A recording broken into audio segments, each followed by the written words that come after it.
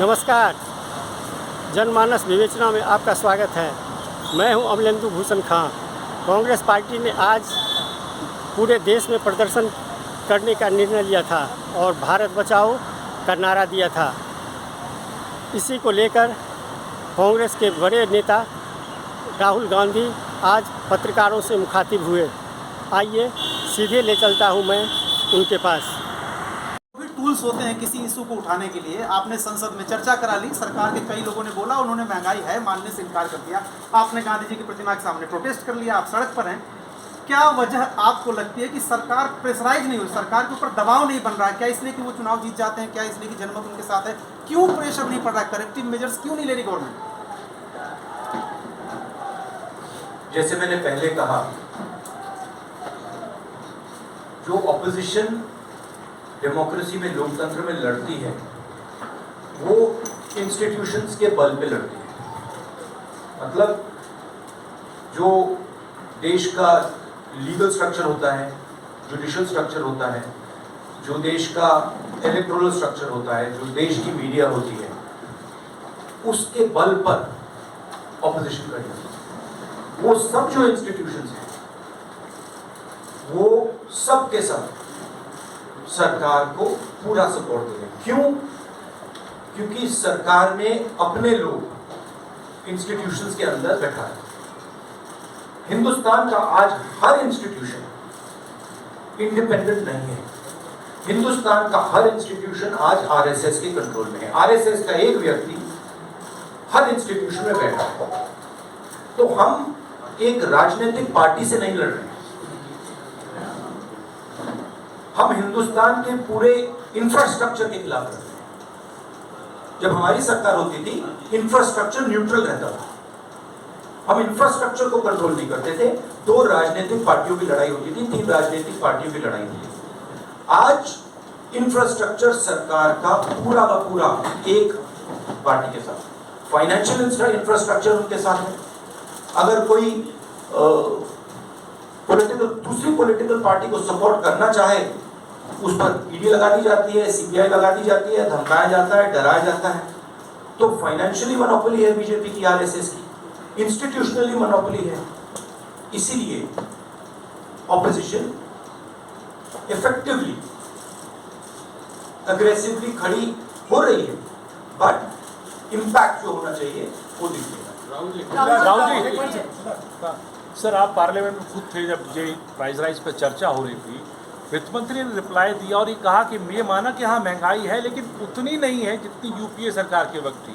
7% inflation rate है, लेकिन बाहर के देशों से कंपैरिजन किया, कैसे देखते हैं आप? Complete nonsense. आज सबसे ज्यादा अनएम्प्लॉयमेंट हिंदुस्तान में, महंगाई बढ़ती जा रही है, गैस सिलेंडर की प्राइसेस बढ़ती जा रही हैं।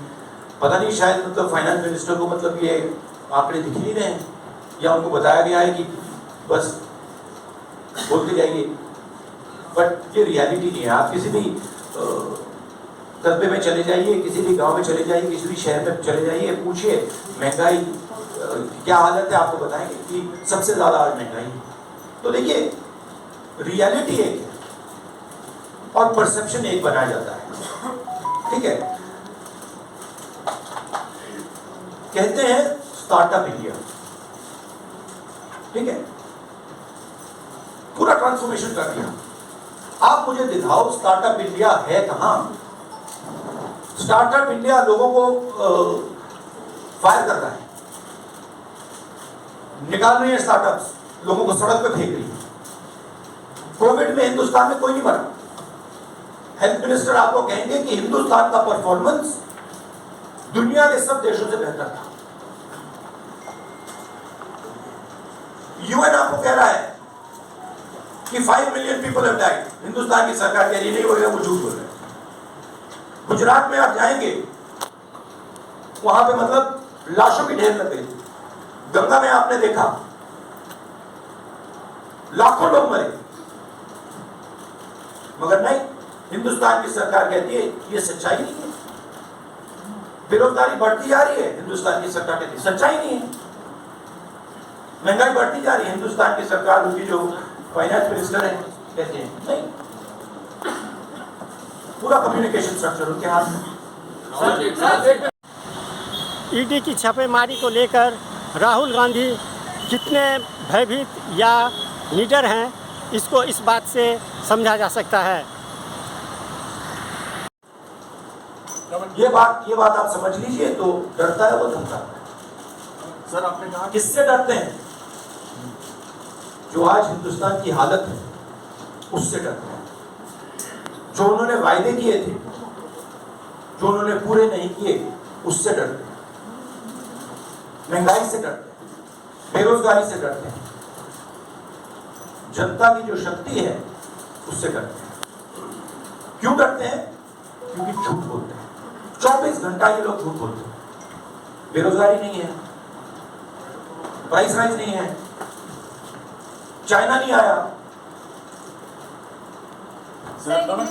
वो डराने की कोशिश तो आपको, सोनिया जी को, कांग्रेस पार्टी को भी हो रही है। उस डर को किस तरीके से मुकाबला करेंगे? डर है ही, मुकाबला करने की क्या जरूरत है? ही नहीं डर। किस चीज से डर? डर नहीं। सर एक मिनट मोशन। केंद्र सरकार के सभी संस्थानों को लेकर कांग्रेस नेता राहुल गांधी का जवाब क्या है, इससे समझा जा सकता है। हिंदुस्तान में कोई भी व्यक्ति किसी भी पार्टी का, नॉन पॉलिटिकल, फिल्म स्टार, कोई भी अगर सरकार के खिलाफ कुछ बोलता है, उस पे हिंदुस्तान के सारे इंस्टीट्यूशन का वजन पड़ता है। ये कांग्रेस पार्टी की बात नहीं है। मैंने जो यहाँ शुरुआत की, और देश को शायद ये समझ नहीं आ रही है और आएगी बात। लोकतंत्र आज हिंदुस्तान में नहीं है, खत्म हो गया है। Democracy is now a memory in India, it is nothing more, and there are consequences to this. You will see there are going to be devastating consequences to this, because the people of India are not just going to keep quiet. Hitler भी चुनाव जीत जाता था। Hitler चुनाव कैसे जीतता था? Hitler चुनाव ऐसे जीतता था कि जर्मनी के पूरे इंस्टीट्यूशन उसके हाथ में थे। उसके पास एसए थी, पैरामिलिट्री फोर्स थी, उसके पास पूरा ढांचा था। मुझे पूरा ढांचा दे दो, फिर मैं दिखाऊंगा आपको कैसे इलेक्शन जीता जाता है। सर इकोनॉमी पे केंद्र सरकार पर राहुल गांधी किस तरह हमला करते हैं, ये सुनिए। महंगाई बहाना है, दरअसल आप लोग का निशाना ईडी है। और दूसरा, एक तरफ जहां आप लोग बाहर सड़कों पर उतरे हुए, संसद के भीतर एक तस्वीर देखी गई जहां पर जिसकी शिकायत भी आपने स्पीकर से की, सोनिया गांधी के साथ स्मृति ईरानी जिस तरह से पेश आई, उसको लेके आपने शिकायत की। तो उस पर आपकी क्या टिप्पणी है? क्या ये भी देखिए, एक बात मैं आपसे कहना चाहता हूँ, मैंने पहले भी कहा, मैं इस बात को समझता हूँ कि जितना भी मैं जनता की इश्यूज को उठाता हूँ, जितनी भी महंगाई की बात करता हूँ, अनएम्प्लॉयमेंट की बात करूँगा, कम्युनल हार्मनी की बात करूँगा, उतना मेरे ऊपर आक्रमण है। और मुझे अच्छा लगता है क्योंकि मैं आक्रमण से सीखता हूँ। तो जितना भी ये मेरे ऊपर आक्रमण करेंगे, मुझे फायदा होगा। I get great joy when my political opponents attack me. They are not able to understand this. I get great happiness. अंदर से मुझे बहुत खुशी होती है। क्यों? क्योंकि मुझे अपने जो आइडियाज है, अपनी जो सोच है, अपनी जो विचारधारा है, वो और समझ आती है। मुझे बैटलफील्ड जो है वो और समझ आती है। लड़ाई क्यों हो रही है मुझे वो समझ आता है, और उससे मुझे बहुत बहुत खुशी होती है। आप एक काम कीजिए, अगर आपको मौका मिले, जो ईडी ऑफिसर्स ने मुझे इंटेरोगेट किया, उनसे आप जाके बात कीजिए, वो आपको बता देंगे क्या हुआ उसका। सर, क्या मजबूरियां कांग्रेस पार्टी के सामने है कि आपको हर चीज पर साबित करना पड़ रहा है, चाहे वो झंडे को लेकर हो, महंगाई को लेकर हो, या कोई भी अन्य।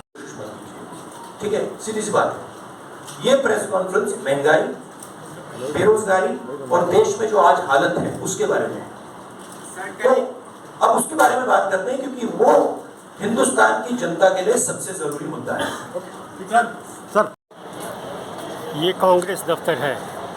रात में भी यहाँ लोग सोए हुए थे, सारे कार्यकर्ता बहुत दूर दूर से आए हुए हैं और यहाँ रात अब मैं आ रहा हूँ। खुले आसमान के नीचे सोए।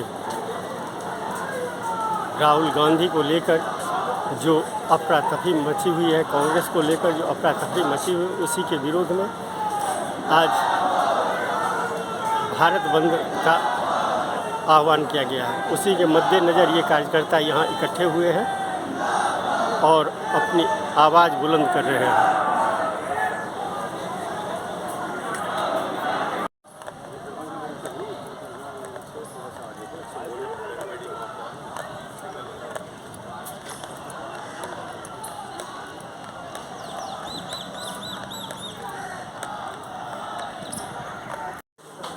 ये गांधी परिवार पे अटैक क्यों करते हैं? ये गांधी परिवार पे इसलिए अटैक करते हैं क्योंकि हम एक विचारधारा के लिए लड़ते हैं और हमारे जैसे देश में करोड़ों लोग हैं। हम लोकतंत्र के लिए लड़ते हैं, हम कम्युनल हार्मनी के लिए लड़ते हैं और सालों से लड़ रहे हैं। ये सिर्फ मैंने नहीं किया, सालों से हो रहा है। जान दी है मेरे परिवार ने। ये हमारी जिम्मेदारी है, रिस्पॉन्सिबिलिटी है, जो भी आप कहना चाहो, क्योंकि हम इन विचारधाराओं के लिए लड़ते हैं। जब हिंदुस्तान को बांटा जाता है, हिंदू मुसलमान को लड़ाया जाता है, हमें दर्द होता है। जब किसी को दलित कह के मारा जाता है, पीटा जाता है, हमें दर्द होता है। जब किसी महिला को पीटा जाता है, हमें दर्द होता है। इसीलिए हम लड़ते हैं। ये एक परिवार नहीं है, ये एक विचारधारा है। मैं गुजारिश करूंगा, हमारा काम विपक्ष का काम है। एक तरीका चलेगा नहीं चलेगा उसको हम टेस्ट करेंगे, दूसरा तरीका टेस्ट करेंगे, तीसरा तरीका टेस्ट करेंगे, मगर हम रेजिस्टेंस को नहीं छोड़ेंगे। हाँ जी, राहुल जी से कहा आप जो भी करना चाहते हो करो, कोई फर्क नहीं पड़ता। It does not make me any difference. You have to understand it. You have to understand the culture I come from. It does not make me any difference. I will be the happiest person. हाँ जी, राहुल जी, विपक्ष की जो